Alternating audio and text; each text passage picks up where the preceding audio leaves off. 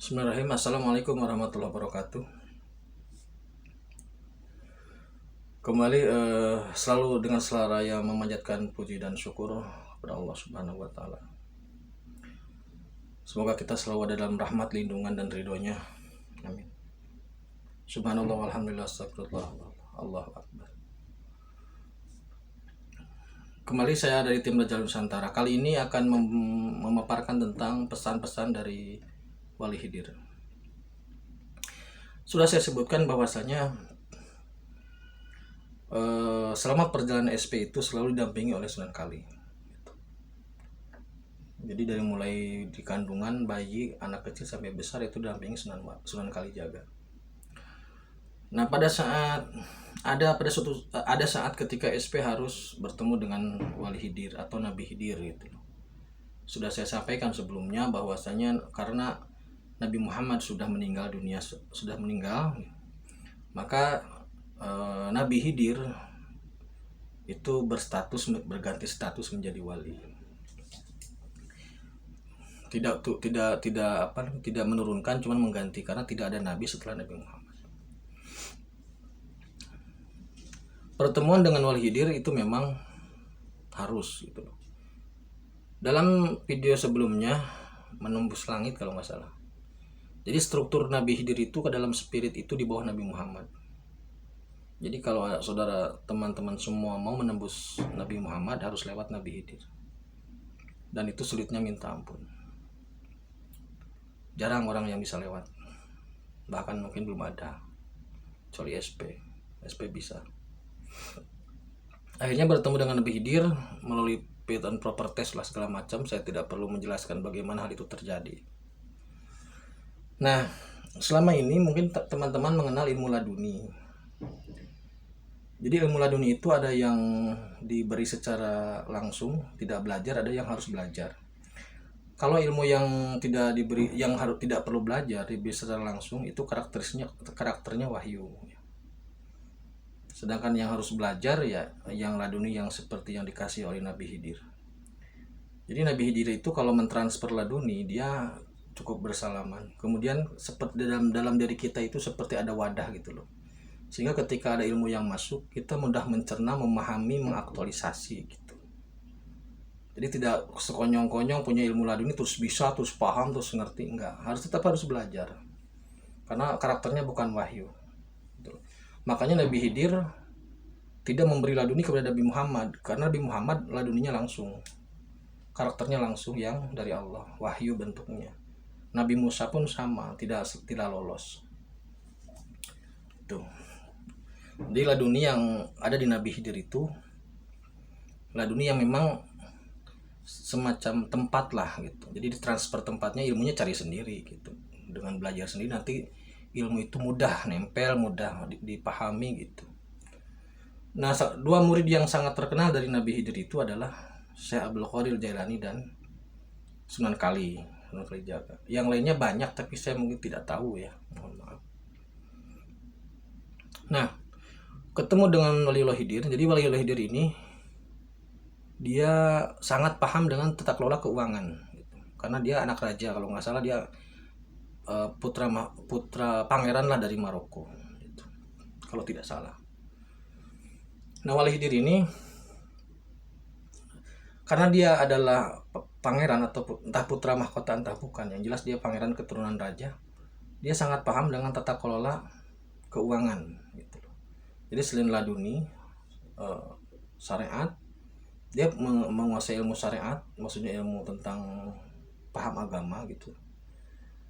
Dia juga sangat memahami tata kelola keuangan.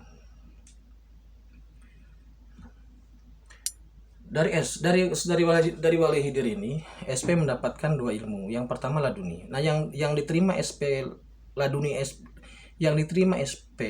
tentang laduni ini bukan laduni transfernya, bukan, tetapi hak lisensinya gitu loh.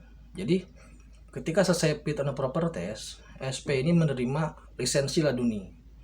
Jadi semacam begini, selama ini kita kan belajar di kampus. Nah, ketika kita sudah lulus ataupun di SD SMP lah sama aja, kita lulus, maka kita dapat ijazah gitu loh. Nah, pada saat SP ke situ, itu yang didapat bukan ijazahnya tapi kampusnya gitu loh. Jadi bukan ijazah laduni seperti halnya yang didapat oleh Sunan Kali dan Syekh Abdul Qadir, tapi lisensi laduninya didapat, stempelnya didapat gitu loh. Maka sekarang Wali Hidir itu tidak memiliki lagi ilmu laduni, tidak memiliki lagi hak untuk mentransfer laduni karena memang sudah tidak ada, sudah diserahkan ke SP. Kemudian SP juga diajari tentang tata kelola keuangan. Sebenarnya sederhana dan sudah dipahami karena ini bagian dari syariat, terutama terkait dengan lembaga keuangan. Intinya jangan riba. Riba ini terjadi karena beginilah sederhana. Yang pertama, mengolah keuangan dalam tataran lembaga keuangan itu sebenarnya tidak boleh ada agunan, tidak boleh ada jaminan. Nah, selama ini kalau mau meminjam itu pasti ada jaminan. Hal itulah yang menyebabkan daya serap uang dari perbankan lemah. Nah, ini yang dipesankan oleh Wali Hidir itu seperti itu, jangan ada agunan. Nah, seandainya daya serap terhadap keuangan oleh masyarakat, daya serap uang di bank lah oleh masyarakat itu lemah, karena masyarakat tidak memiliki agunan, maka uang itu akan tersimpan di bank. Nah, karena tersimpan, dia tidak lagi menjadi uang yang produktif, akhirnya terjadi inflasi. Tapi seandainya uang itu diserap oleh masyarakat berupa pinjaman, uang itu akan produktif gitu loh, akan dibuat usaha dan sebagainya. Itu yang pertama. Jadi SP dipesanin bahwasannya jika nanti membuat lembaga keuangan jangan ada agunan gitu. Tapi faktor trust, percaya saja dengan disaksikan oleh orang yang bertakwa gitu. Yang kedua, jangan ada bunga. Bunga itu seperti inilah sederhananya. Kita dikasih pinjaman 1 juta. Duit belum diapa-apakan, kita sudah ditarget 2% per bulan umpamanya, atau 12% per tahun. Nah, itu bunga. Estimasi kelebihan pengembalian yang belum jelas itu ada untung atau enggak gitu. Nah, seandainya kita meminjam dari bank, kemudian kita mendapatkan bunga sekian persen per tahun, umpamanya gampanglah setahun 12% umpamanya, atau sebulan 2% lah biar gampang itu. Seandainya kita kemudian memakai uang itu, katakanlah dana itu 1 juta, kemudian kita usaha, dalam sebulan kita harus mengembalikan, dalam setiap bulan kita harus mengembalikan. Kalau seandainya keuntungan kita lebih dari 2%, itu tidak termasuk bunga sebenarnya. Saling menghalalkan, saling meridhokan. Tapi kalau ternyata keuntungan kita kurang dari 2%, kurang dari bunga yang ditentukan, itu merugikan masyarakat. Disitulah terjadi bunga namanya. Riba itu di situ. Bukan bunga riba, ribanya itu di situ. Jadi kalau untung, intinya kalau rugi, itu bank tidak mau tahu, yang penting ada 2% per bulan. Disitulah. Nah, maka pesan Wali Hidir kepada SP, seandainya nanti membuat sistem keuangan, jangan ada riba, tapi estimasi dari hasil real. Contohnya begini, seandainya kita meminjam uang itu 1 juta, sudah pinjam dengan trust, tidak ada agunan. Kemudian uang itu diusahakan, katakanlah bisnis pecel umpamanya. Nah, ternyata bulan ini untungnya 100.000. Nah, nanti lembaga keuangan itu akan mengambil 60.000. Yang 40.000-nya dipakai oleh atau bagi yang yang jualan pecel itu. Kenapa 60% diambil oleh lembaga keuangan? Karena lembaga keuangan memiliki risiko yang tinggi terhadap kerugian atau terhadap bangkrut atau pailit. Maka 60% untuk lembaga keuangan, 40% untuk yang jualannya. Nah, bulan berikutnya ternyata untungnya 200.000. Maka kembali 60% untuk SP, lembaga keuangan. Nah, bulan berikutnya ternyata tidak untung, berarti tidak ada pembagian hasil gitu loh.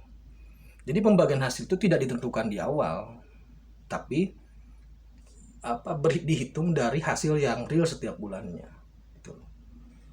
Jadi tidak langsung dari awal sekian persen, tidak, sehingga ekonomi nanti akan sehat. Orang yang kerjanya giat, dia akan mendapatkan hasil yang besar dan tidak ada kerugian gitu loh. Karena kalau nggak untung ya nggak bagi hasil gitu. Tapi bagi yang malas ya tidak akan mendapatkan hasil. Demikian pesan dari Wali Khidir. Jadi seandainya mau membuat lembaga keuangan yang sehat seperti itu, apakah itu ada saat ini? Nggak ada. Bank yang mengatasnamakan bank Islam pun belum seperti itu. Tetap estimasi di awal sekian persen, walaupun di perjanjiannya berbau Islam, tapi pada prakteknya tidak. Begitu yang dipesankan oleh Wali Khidir kepada SP. Terima kasih. Assalamualaikum warahmatullahi wabarakatuh.